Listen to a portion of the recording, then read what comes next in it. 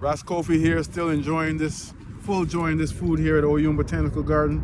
There's not too many feelings in the world that are as gratifying as eating food that you grew with your hand. Beautiful thing. If you want to talk about getting to know God, after looking in the mirror, then the mirror of creation gives us that same beautiful view, baby. So keep on growing something. So I want to talk to you about what's upcoming for the spring and the summer seasons. We talked a little bit about what's in the ground right now, and you can expect more of the same all the way through May, really. Cabbages, kale, broccoli. We'll start eventually to grow some string beans. After the last frost date, we'll grow peppers and tomatoes and all those types of things.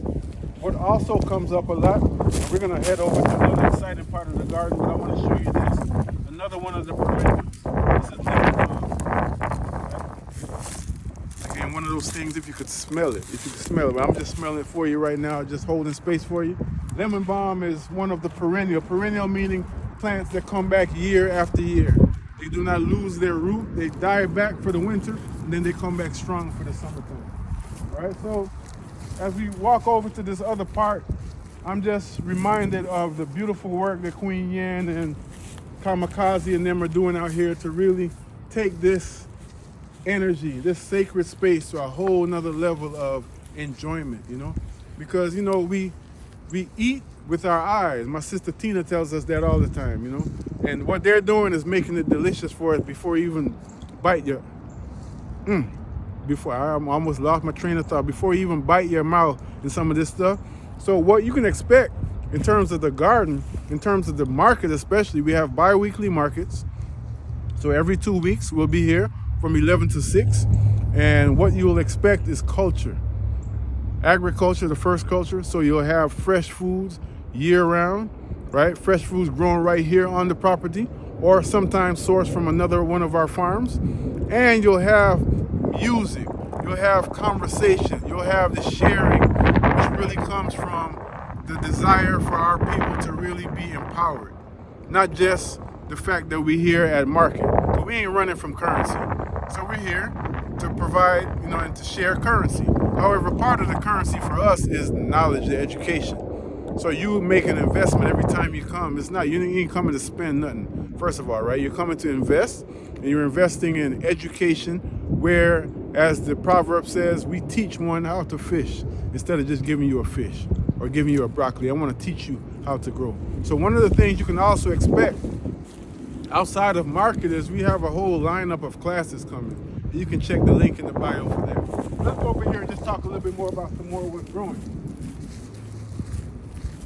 Another thing,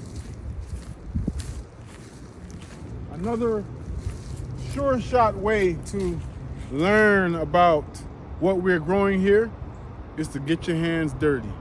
A lot of y'all ask about volunteer opportunities, and that's what we're here for. We're here for it. In the volunteer opportunities, you don't just get told, well, please just move that wheelbarrow over here or lift that heavy bale or whatever. I'm telling you why we need you to do this, so you can have context, right? Because what we're doing right now is rebuilding our civilization. Our civilization was not lost, it was suppressed, and there's a difference there. And it's something that's in our DNA, the civilization of those people who affirm life, and therefore not just with their words, affirm life with their hands, with their hearts. The agriculture is the first culture. It's the basis of any civilization. If you're going to study history, you're going to study, well, how did they eat? How did they feed themselves? How did they nurture themselves? How did they steward the land? So that's what we're here about. So very briefly, I see some of the yellow got chopped off, but it is what it is. We'll talk about that off camera. But all jokes aside, red Russian kale. Look how pretty this is. We're just giving y'all a little taste of what's in the garden right now, y'all. And I must say I'm very proud of the gardeners and just everyone. As I said, Queen Yin, Sister Tess, Kamikaze, the whole crew that's just over here just really breathing life into these plants. It's not just something like you plant in the ground and just let it, because you can see many places in this very same city where the plants were decimated. These are coming back strong because they're in an environment of love, and that's something that you can't really fake, you know? But red Russian kale right here, one of the best foods, one of the best kales for juicing. Sometimes people don't like it for eating. It's one of those things that you either like it or you don't to eat. You know, it's one of those things, but for juicing, it's the top shelf kale, all right? And as we go along, we'll see more greens, more broccoli. Take a look at this, because by the time you come out, you'll see this starting to come back. This is lemongrass. You'll see the broadleaf mustards. More kale, more broccoli, more onions. It's just more food, y'all. We are here to full enjoy this life. And the best way to optimize this life is two things. Be in the present moment and taste the nectar. Be in the present moment, be in the now moment, and taste the nectar. As we say in the Islamic world, none of the favors of our Lord will be denied.